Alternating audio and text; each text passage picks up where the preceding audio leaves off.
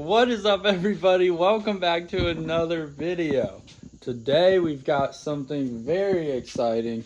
As you can probably see from the title of the video, this is, I guess, video number uno on a exciting build we are starting, which is cummins swapping a YJ 1994 YJ Jeep. This is going to be a very long series build probably, because I'm taking my time and I'm not rushing it. So I've got a floor full of parts here. Got some head studs, got a block, and I have a head that I did repair in a previous video right here. Now, if we come over to the block, we have an issue right here, as you can see.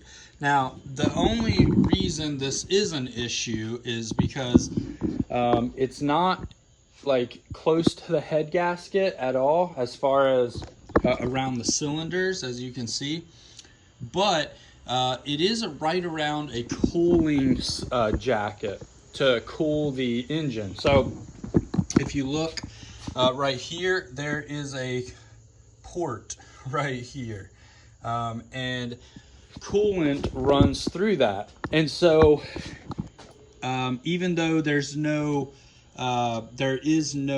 like through spot here, it sandwiches in the head gasket. Well, that chunk missing causes a leak. So not a combustion leak or like coolant leaking in the oil or oil in the coolant, nothing like that. It is strictly to block off coolant. So the good news is I can repair it with some JB Weld, and we're gonna send it, and we'll see what happens. The worst thing that could happen is that I'll have to pull the head off again and weld it up, and then take it to a machine shop and have them machine it. However, I don't want to go that route because this is very much so a budget build, and I'm curious. I'll be the guinea pig for some folks to see if this actually works. So that is step one, cleaning this up right here, and then going from there. Everything else is looking super good, and I honestly, my cousin, the history behind this engine is he actually had this in his truck, and then he ran into this issue right here when he put it back together, put a new head gasket in, and didn't want to fool with it, so he gave it to me. So I'm gonna fool with it, and because I'm not as loaded as him. So his problem to everything is buy brand new or something like that. So anyways, enough of that, but I'm gonna use this block because this is very much so a budget build at this point.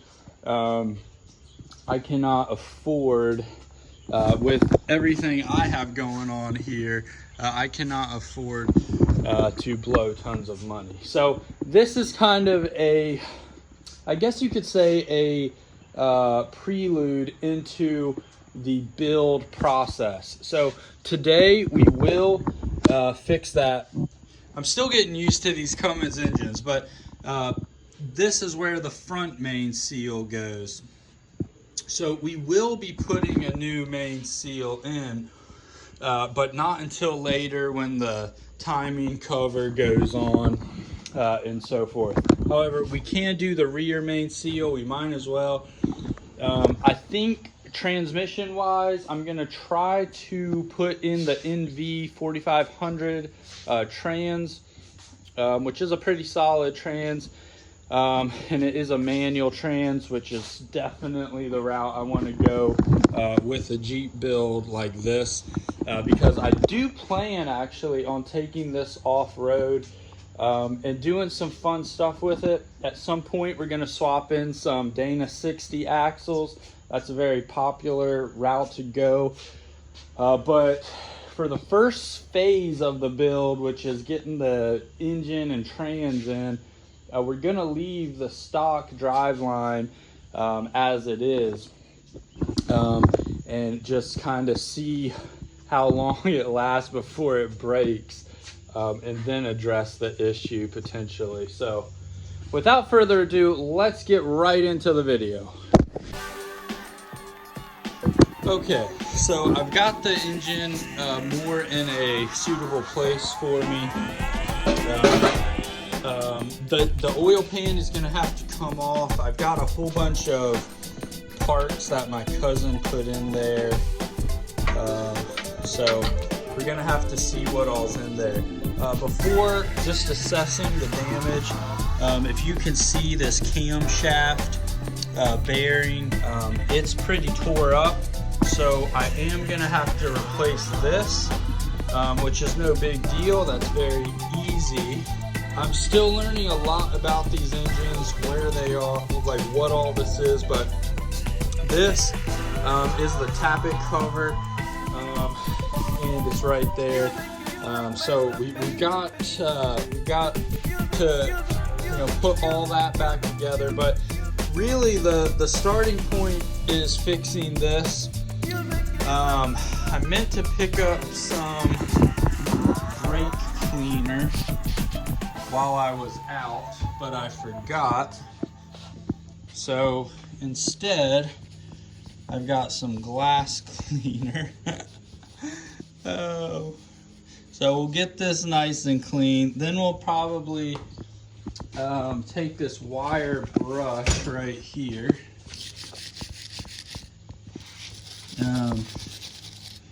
Just kind of scuff it up. First of all, I need to find the epoxy, if I have any left. It looks like it's JB Weld. So I've got some hardener here, so that's a good thing.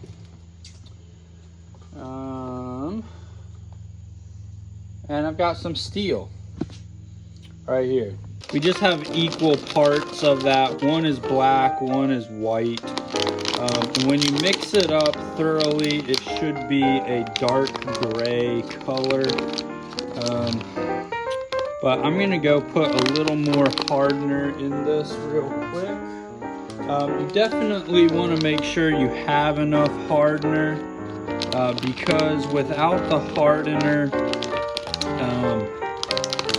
it will not set properly.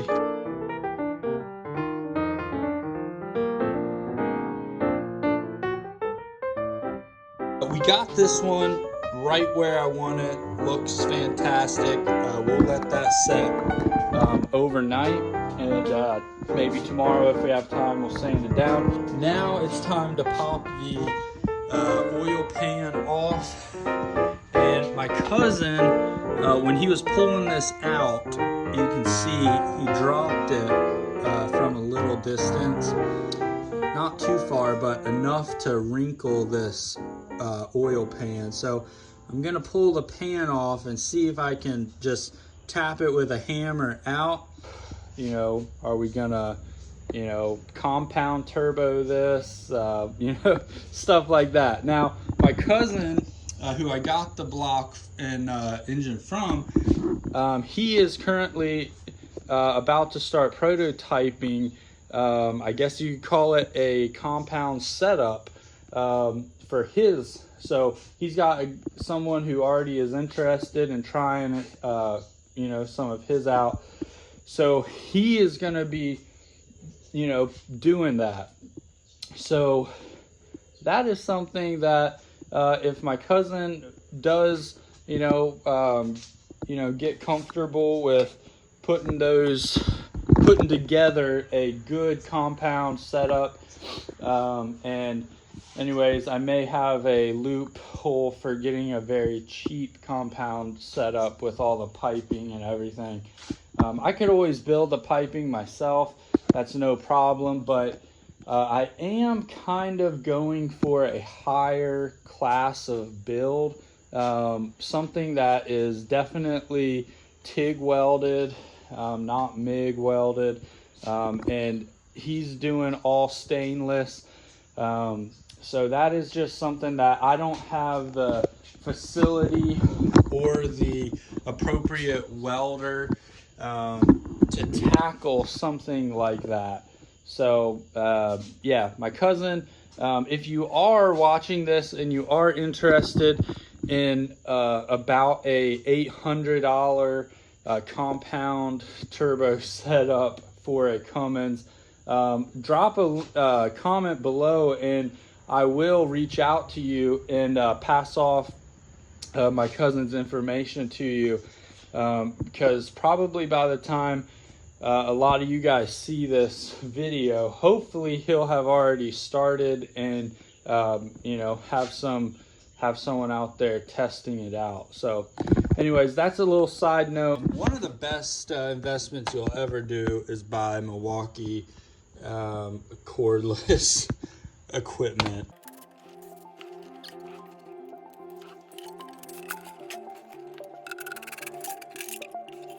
Got the oil pan off. Everything under here looks good. And then in here in the bottom of the pan, you can see,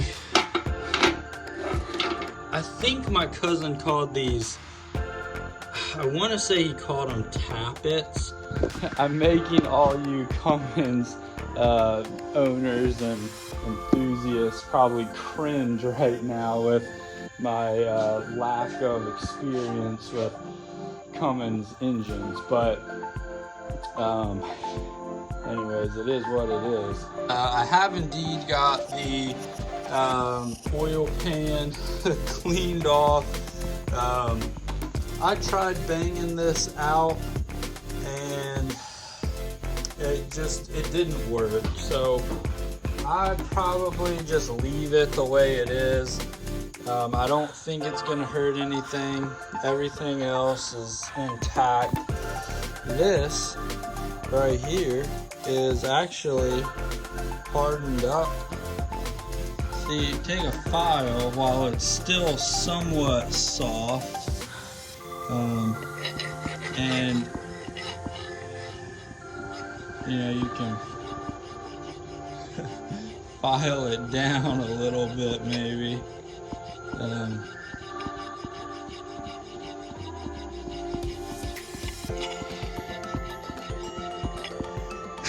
See that? So that's pretty much all you're gonna do is take your file and go little by little.